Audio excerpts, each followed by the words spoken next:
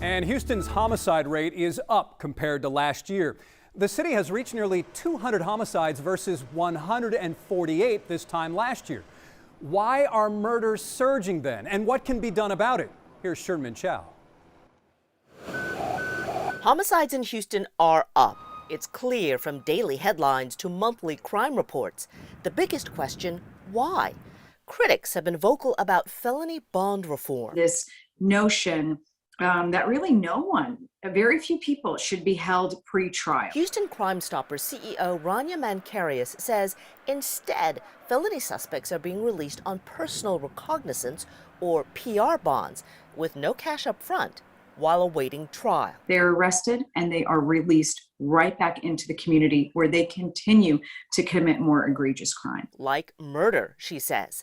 Crime Stoppers did its own study and found in the past 18 months, 119 murder victims have lost their lives in Harris County at the hands of someone who had previously been arrested on multiple felony charges and was released. To be clear, there are other factors. Harvey and then COVID severely backlogged the court system.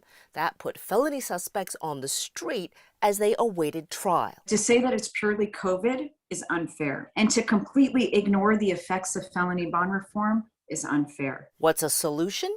To get the court system running efficiently and make legislative change. Law enforcement and victims' rights advocates support Senate Bill 21.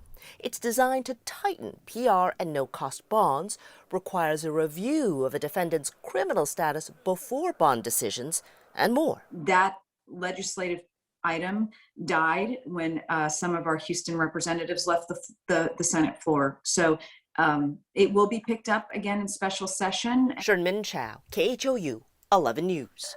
Meanwhile, in Harris County, the homicide rate has gone down. So far this year, it's worked 45 murders, and that is a decrease of 7 compared to this time last year.